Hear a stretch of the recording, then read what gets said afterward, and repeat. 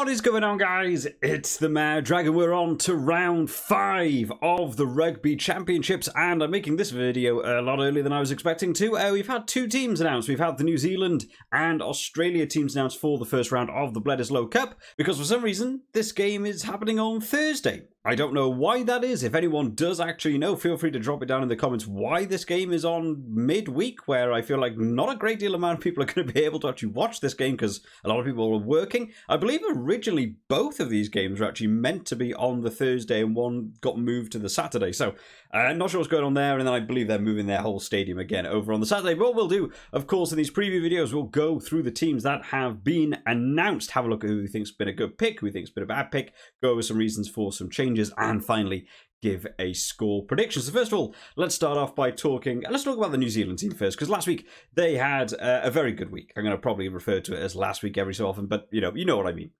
So they had a massive game. What was it, 7 or 8 tries against Argentina? Looked just impressive. They obviously had a lot of backlash from that loss to Argentina in the first week. There was a lot of news press around them. Things needed to be improved.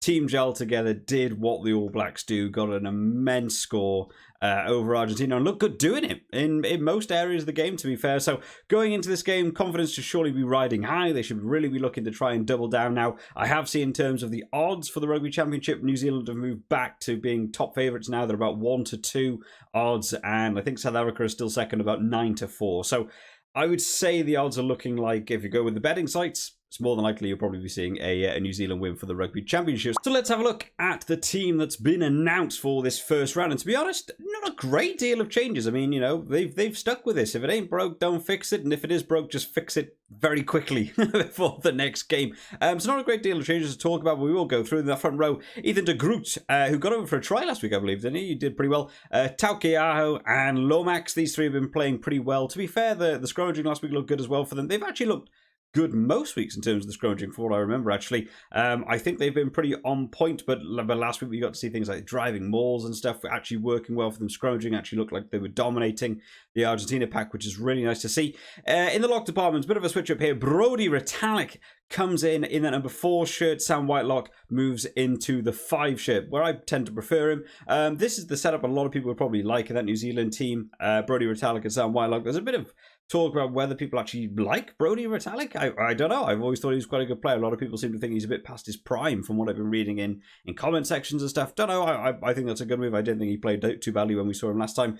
Scott Barrett moves to that flanker position alongside of Sam Cane, and Hoskins Tutu fills in that number 8 shirt. Now, I do remember saying the first time I saw Scott Barrett play at flanker, I wasn't really sure why he was there. I don't remember him having a bad game at flanker, but I really feel like New Zealand must have better flankers than just moving a lock into a flanker position. I feel like having a dedicated flanker, there must be number 6s. So I look forward to see what some of you guys drop down in the comments as sort of thoughts of who you'd want to see in that number 6 shirt. Hoskins Tutu is coming in replace of Ardie Savea. I've seen a couple of reports. Some are saying that he had a bit of a twinge in the last game, but a lot of other ones are talking about that he might be at the birth of his child. So hopefully it's that one. Hopefully that's the reason we won't be seeing him this week. Hopefully that's a bit of a more positive angle than an injury. So good luck to him. But nice to see Hoskins Tutu get a start. Again, I feel like a couple people might have wanted to see different number 8s, but from what I've seen of Hoskins Tutu, I think he's a good ball carrier as well. I don't think Hoskins Tutu is a bad replacement by any means, but Ardie Savea just on a bit of a level of his own. Not sure who else people might want to see in there. Is Sawakula still going? Every time I've seen him, I've only seen him for a very short period of time, but I think he's been doing pretty well number 8. Maybe could have looked to have him in there. The halfback partnership remains the same as last week. Aaron Smith and Richie Mwanga playing well. A couple of people are calling for Beauden Barrett to come back in now at number 10, now that we sort of know he's fit and he's sort of playing okay. Richie Mwanga, I think he's doing well. We haven't quite seen the same spark. I don't think what you see sometimes, like club level, you see him just sort of do these immense breakaways. I don't think that's how he's utilised massively in the New Zealand team. So hopefully I'd like to see him just get himself into the game a bit more and do these little sniping runs. In the centre partnership, David Havili and Rico Ioane with that amazing break that we got to see last week, making a good sort of 80 metres up the field, having a superb game. Rico Ioane, nice to see from him. Good from a fantasy league standpoint, if you're following that along on the channel.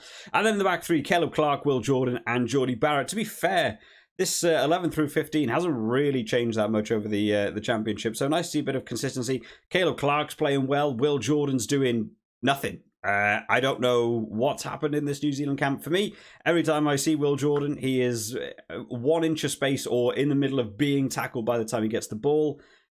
He's involved in almost every ruck. I don't know why they use him as his own flanker. I don't really get it. I really don't feel that they've utilised Will Jordan the same way. Maybe just having him on the pitch is this sort of threat. But without giving Will Jordan the room to watch him make these superb breaks and some of the speed he's got, I don't really know why they don't just go for a different winger, to be honest. Maybe even put Will Jordan at fullback. He's still a good fullback player as well.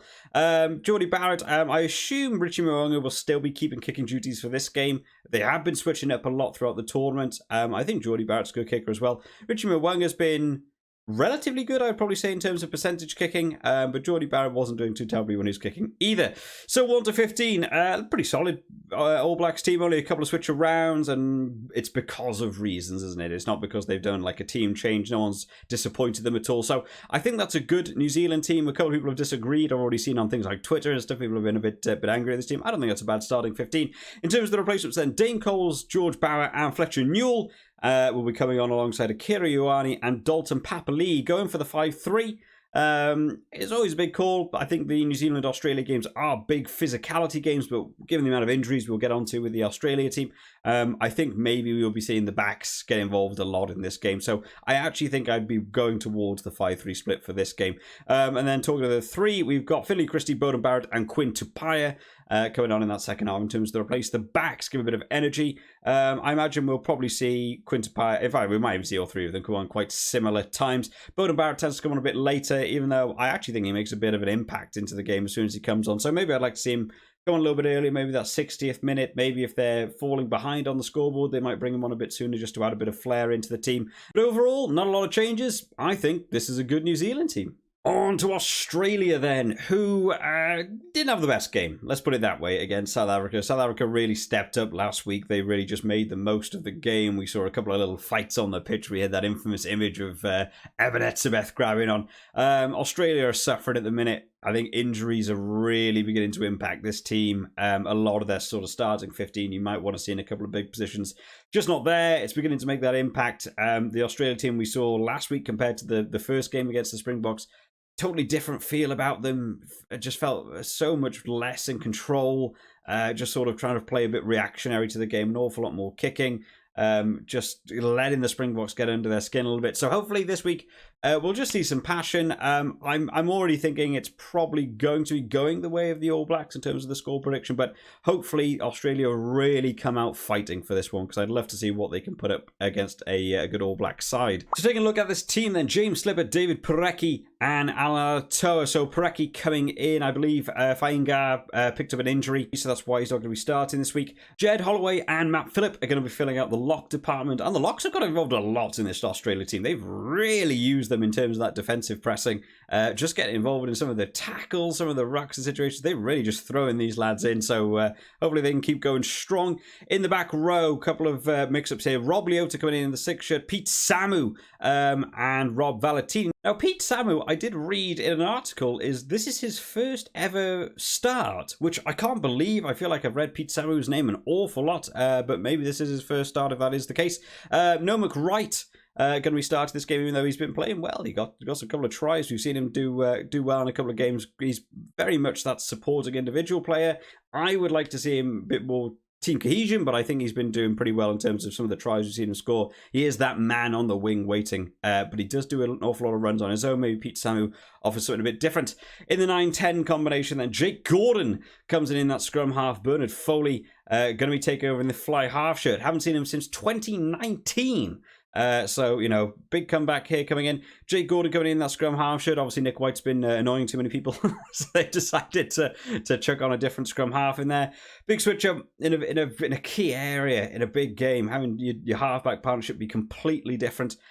Big call here. Hopefully it works out well for them. In the centre partnership, Fogarty and Ikitau are going to be in the centre partnership. So again, there was an injury in the inside centre department, so they're having to mix it up again. And then in that back three, Corio Betty managing to survive. He did look like he picked up a twinge in the last game in his calf. He looked like he was struggling a little bit for speed, but seems to be okay. It's nice to see. Tom Wright will retain that right wing shirt, and Andrew Callaway moves into the fullback instead of Reece Hodge. So they obviously weren't that happy with that game last week. An awful lot of switch-ups again. A lot of them coming from these injuries, so not maybe being forced by the coaching staff. But I kind of like Andrew Callaway. I don't think Reece Hodge was necessarily doing a massive amount from fullback. I know Andrew Callaway's capable of being wing or fullback. I also think Tom Wright is capable of doing both. I really like watching Andrew Callaway have a bit of a breakaway. I maybe would have liked to see Andrew Callaway on the right wing and have a full game there and try and get into a bit more. I think it's going to be a tough game for these lads. Lots of injuries, lots of big mix-ups, and hopefully Bernard Foley's going to be able to hold on. In terms of the replacements then, we have Falau Fingar moved to the bench, obviously because of that little bit of a twinge, so probably not worth starting. I think this is the right call. Not enough teams do this. He's always picked up a bit of an injury. Just let them have that extra sort of 50 minutes on the bench, get themselves warmed up, make sure they're prepped for the game. You don't want to see people going out injured within the first 5 minutes of a game and it was a waste of time. I think that's a good move. Scott Seo and Fa'amu Sili. I'm always going to get that guy's name wrong. I do try and learn people's names. It's just hard to do completely on the fly. Going to be replacing that front row at some point. Darcy Swain and Fraser McWright are the replacement forwards. They've also gone for the 5-3 split. Like I said, I think this is going to be a bit more of a backs-involved game than we probably will have seen in the past between these two teams. So I think that's probably a good move. McWright, impact into a game. He's a fast player. I've only really seen him so far in this tournament as that starting 7. He's had to come in, big shoes to fill. He's desperate to get into this game. Maybe bring him on from the bench is actually a really clever tactic to actually get him in. Just to bring, he's a pacey player. He's a powerful player. Maybe that's actually a really good move, actually. Replacement backs, Nick White and Reece Hodge. Like I said, they've sort of moved away now. They're going to be trying to bring them on later. And then finally, Jordan Pataya going to be in there. Now, I think one area they're going to be struggling is going to be that fly half area. Obviously, we're now into, what are we on to? Like the 4th fly half now. Reece Hodge is also capable of filling in at fly half, I believe, as well as taking over, kicking duties, obviously, with the cannon leg that he has. Nick White coming on in that later in that second half. I'm not really sure about this decision. Nick White gets under people's skin. That's what he does best. You probably want to get him aggravated.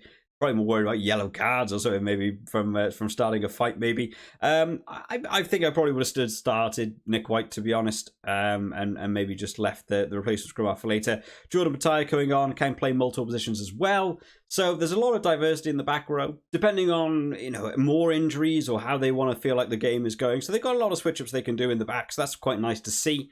But overall, I just feel like this New Zealand team is going to have a bit more cohesion, a bit more about them. So in terms of a score prediction, I'm probably going to be going down the route of New Zealand. I've got a feeling they might even get a bit comfortable with this one. If that Australia team doesn't gel very early on in the game, we know how much New Zealand punish teams quite early on. So I'm going to say New Zealand to win. I'm actually going to say New Zealand to win by 14. That might be a bit much, but I've got most of them wrong so far anyway. So what does it matter anymore? Just pick whatever score you fancy picking. But hopefully you've enjoyed this one today, guys. As always, do drop down in the comments your thoughts on the teams, your thoughts on the game, what you think the score prediction will be yourselves, because it's always nice to have a bit of a read-through in the comments. I will be doing the preview video for the other teams whenever they're released. I have no idea how it's going to be going this week, so it's going to be mixing up a bit. But hopefully you have enjoyed this one today, guys, and I will see you all next time. Bye-bye.